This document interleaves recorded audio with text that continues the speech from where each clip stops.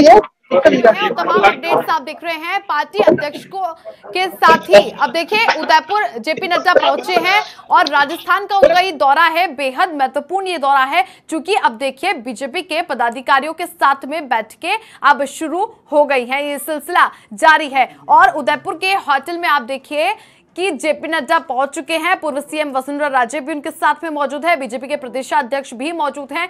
और कैसे यहां पर भारी संख्या में संभाग स्तर के लगातार सारे प्रतिनिधि यहां पर पदाधिकारी जुड़े हुए हैं। रवि हमारे सहयोगी लगातार बने हुए हैं। रवि, फिलहाल क्या कुछ अपडेट है बैठक को लेकर?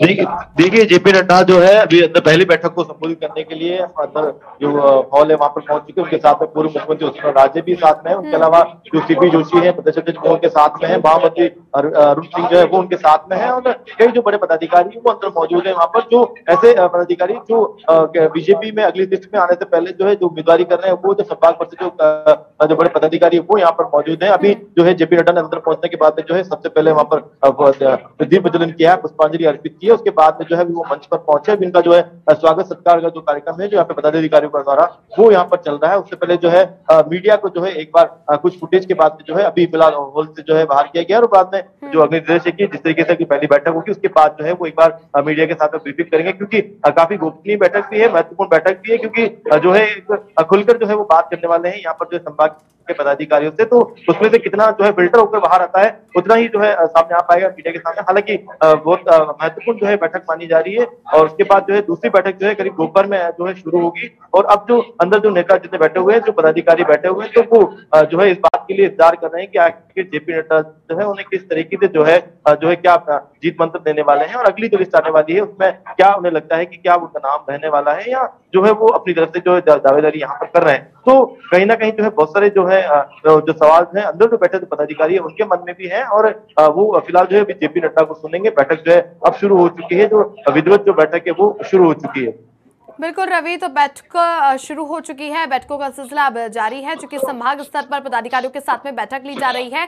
अब चुनावी रणनीति को लेकर भी बेहतर ढंग से कैसे धरातल पर उतरा जाए, क्योंकि अभी हालांकि लिस्ट दूसरी नहीं आई है, लेकिन दूसरी सूची जारी होने के बाद में शायद मेवाड़ से कोई प्रत्याशी उतारा जाए, उनके लिए भी चुनाव प्रचार में तमाम कार्यकर्ता हो गए चाहे पदाधिकारी हो गए, उन सबकी एकता को मजबूत रखना भी बहुत जरूरी होता है जनता के बीच में जाने के लिए। तो इसको लेकर भी जीत का मंत्र दिया जाएगा बैठक में।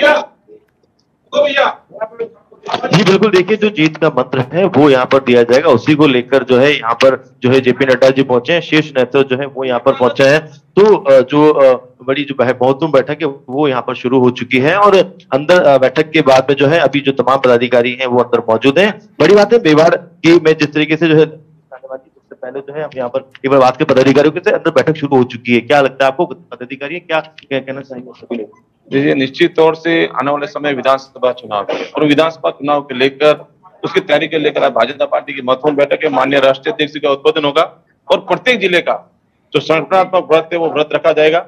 राज्य सरकार की विफलता को लेकर, केंद्र सरकार की विफलता को लेकर बहुत बड़ी बड़ा सवाल यहाँ पर ये है पहली लिस्ट के बाद में जिस तरीके से बगावत कहने का होती है, अगर दूसरी लिस्ट को लेकर होती है उसके पहले भी क्या राशि तो यहाँ पर पहुंच चुका है कि अगर उसके किसी तरह की बात बड़ा परिवार है, छोटी मोटी चीजें होती रहती है। शीर्ष नेतृत्व इसके बारे में गंभीर विचार करा। मैं मानता हूँ सारी चीजें आपके बगावती बड़ा परिवार है और एक दो दिन में सारी चीजें शांत हो जाएगी। निश्चित तौर से भारतीय जनता पार्टी प्रचंड बहुमत के साथ राजस्थान में पुनः सरकार भारतीय जनता पार्टी की बनेगी। देखिए पूरे विश्वास के साथ पदाधिकारी लबरेज है यहाँ पर कि जो है फिर से एक बार जो है यहाँ पर राजस्थान की जो है सरकार वो इस बार परिवर्तित होगी और बीजेपी की सरकार बनेगी। तो कुछ इस तरीके से जो है अंतर मंथन अभी शुरू हो चुका है। बैठक का जो पहला दौर है वो यहाँ पर शुरू हो चुका है और जो एक सामान्य प्रक्रिया है सरकार की वो यहाँ पर होने के बाद जो है अभी यहाँ पर पदाधिकारियों से बात की जाएगी और क्योंकि उनसे भी उनका मन लिया जाएगा, क्योंकि लंबे समय से जो है यहाँ पर पदाधिकारी जो है यहाँ पर कार्यकर्ता यहाँ पर काम करते हैं पहुंचे कहीं ना कहीं जो एक उम्मीद है वो जुड़ी हुई है मेवाड़ में यहाँ पे जो है टिकट को लेकर। और क्योंकि लगातार जितने लोगों से यहाँ पर सवाल किया जो पदाधिकारी है, चाहे वो महिला पदाधिकारी हो या चाहे वो जो पुलिस हो, जो भी हो, बीजेपी जो नेता है उसका सिर्फ यही कहना है कि बड़ा परिवार है, छोटी मोटी बातें होती रहती है। लेकिन दूसरी तरफ अगर ये देखा जाए तो जिस तरीके से जब टिकट बढ़ते हैं उसके बाद जब वाकई में किसी का नाम नहीं आता है तो वाकई में वो परिवार से हटकर जो है कहीं ना कहीं जो है एक जो है निष्ठा की बात भी आ जाती है, क्योंकि कई बड़े ऐसे पदाधिकारी जिनके साथ कई सारे कार्यकर्ता वो जुड़े हुए हैं। कार्यकर्ता को मन होता है कि जो हमारे नेता है उनको यहाँ पर उनको जो उनको भी जो टिकट मिलना चाहिए। तो जब उनको नहीं मिलता है तो कहीं ना कहीं हैं वो भी आकर्षित होते हैं। इसके बाद में कहीं ना कहीं तरीके से वो वाकई में तेज होता है। तो कहीं ना कहीं वो पार्टी के लिए भी जो है आगे इस तरीके से पार्टी जो एक उम्मीद लेकर चल रही है कि राजस्थान में हम जो है पूरी अपनी सरकार बनाएंगे, तो कहीं ना कहीं उनके बगाव के सुर होते हैं वो ज्यादा जगह से होते हैं। तो यहाँ पर जो है लोगों के लिए सरकार बनाने पैदा करते हैं। एक और जो हमारे जो एक वरिष्ठ पदाधिकारी हैं जो बीजेपी जुड़े वो हमारे साथ में बैठक चालू हो चुकी है। बड़ा सवाल हमेशा यही रहता है कि अगर इस बार की लिस्ट के अंदर भी जो है जो उम्मीदवार अभी सोच रहे हैं उनको टिकट मिलना चाहिए, अगर नहीं मिलता है तो बगावत के सुर क्या पहली लिस्ट की तरह इस बार भी प्रमुख होंगे, मुखर होंगे? देखो भाई साहब, वैसे तो भारतीय जनता पार्टी पूरा सोच समझकर सर्वे करके उनको टिकट देने की कोशिश कर रही है, क्योंकि इतने लंबे, क्योंकि आज का तो कोई टिकट मिलेगा नहीं। ये लगभग पिछले 2 महीने 3 महीने की प्रक्रिया है। तो कहना यही चाहता हूं कि पार्टी बहुत सोच समझ के देगी, और मेरे ख्याल से मैं बीजेपी का हूं तो किसी को नाराज भी नहीं होना चाहिए, क्योंकि एमएलए तो एक बनेगा, तो जो पार्टी तय करती है उसी हिसाब से चलना चाहिए। पहली लिस्ट के बाद में बगावत भी हुई है, उसके बाद में कई जगह से सोशल मीडिया पे भी खबरें आई है, ट्वीट भी हुई है, सब कुछ हुआ है, बयानबाजी भी हुई है।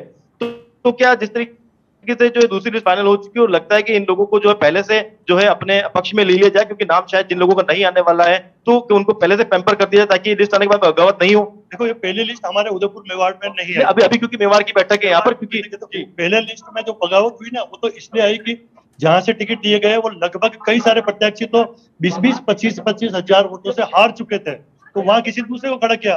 और हमारे यहाँ तो लगभग सारे ही लोग जीते हुए हैं, जो भी बीजेपी के हैं। अच्छी खासी सीटें हैं। उदयपुर जैसे संभाग, उदयपुर जो जिले में है 8-9 सीटें हैं, 8 सीटें हैं। 8 से में से शायद बीजेपी के 5-6 पार्षद है, 5-6 एमएलए है।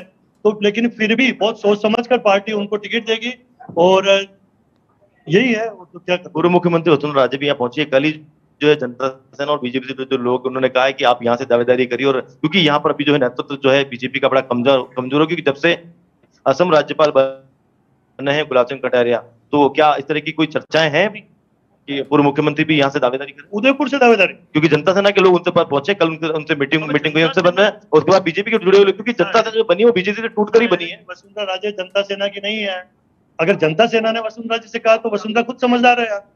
जनता सेना के कहने से कोई जनता सेना के वो लोग जो बीजेपी से टूट के जनता सेना जिन्होंने बनाई थी, इस पर रणजीत सिंह जी बिंडर भी थे मौजूद। अरे भाई, ये आप ये बात छोड़िए।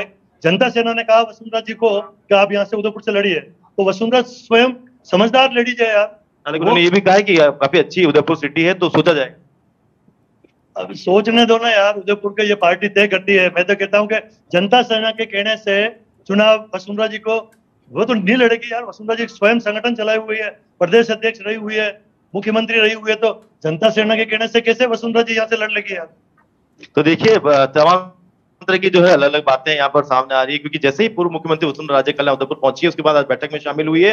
उसके पहले जो बीजेपी से जुटे हुए लोग, जिनकी जनता सेना जो है आज के टाइम में, और वो लोग भी जो है पूर्व मुख्यमंत्री वसुंधरा राजे से मिल रहे हैं। तो तरह तरह की अटकल है, क्योंकि जब राजनीति के चुनाव जब जो है बिल्कुल सिर पर होते हैं, विधानसभा चुनाव जब सिर पर होते हैं, तो किसी का टूटना, किसी का जुड़ना, किसी तरह की बयानबाजी, काफी चीजें यहाँ पर सामने आती है। फिलहाल जो है जेपी नड्डा अंदर जो है बैठक ले रहे हैं, और बिल्कुल जो है मीडिया जो है जो मीटिंग हॉल रहेगा उससे बाहर है, और अंदर जो है किस तरह की बातें चल रही है। तो धीरे धीरे जो है आखिरकार, क्योंकि भले दरवाजा बंद जरूर है, लेकिन धीरे धीरे जो है बातें वो जरूर सामने आएगी। जी बिल्कुल रवि, चूंकि जेपी नड्डा के आने से तमाम पदाधिकारियों को चूंकि कहना है कि पदाधिकारियों में और भी जीत का मंत्र देने की कोशिशें की जा रही हैं, वहीं पर तमाम संभाग स्तर के पदाधिकारियों को बुलाया गया है। तो इस बैठक के बाद में क्या वहां पर मौजूदा जमीनी स्तर पर बीजेपी को और मजबूती मिल पाएगी? जब भी इस तरह की बड़ी बैठकें होती है, इस तरीके जो आपको तरीके से जो है जो सीधा संभाग पदाधिकारियों से बात नहीं कर सकते, क्योंकि उनके लिए बहुत बड़ी बात होती है कि जेपी नड्डा जो है उनके सामने बैठकर उनसे बात करें, उनके अंदर जो है जोर बढ़ रहे हैं। तो कहीं ना कहीं एक मन में अगर कहीं भी उनको ऐसा लगता है कि बीजेपी की लिस्ट में अगर उनका नाम नहीं आ रहा, तो ये बात जरूर है कि वो बगावत उनके दिल में जरूर है। तो हो सकता है कि वो जो है बहुत ज्यादा मुखर तरीके से जो है बाहर नहीं आ पाए, क्योंकि जिस तरीके से अंदर जो है उनको ये बात बताई जाएगी, क्योंकि अधिवेशन से पहले जो है, क्योंकि जो बीजेपी का मौका है वो कहते कि राजस्थान जब सरकार बनाई तो सरकार बनाई, जैसे कि अभी एक पदाधिकारी बता रहे थे कि जिससे की पहली लिस्ट थी तो उस लिस्ट में उन लोगों को जरूरत नहीं दी गई जो 20,000 वोटों से हारे हैं। लेकिन अगर यहाँ पे कुछ 2 कैंडिडेट है तो बिल्कुल उस पर जो है पूरा जो है दाव खेला जाएगा। तो कुछ इस तरह की जो रणनीति है, तो कहीं ना कहीं ये जो चीजें हैं वो जो है शीर्ष नेतृत्व द्वारा जो है यहाँ के पदाधिकारियों के में बैठाने का पूरा प्रयास किया जाएगा कि बिल्कुल टिकट उन लोगों को मिलेगा जो, क्योंकि जो है यहाँ पर जो अपनी सरकार,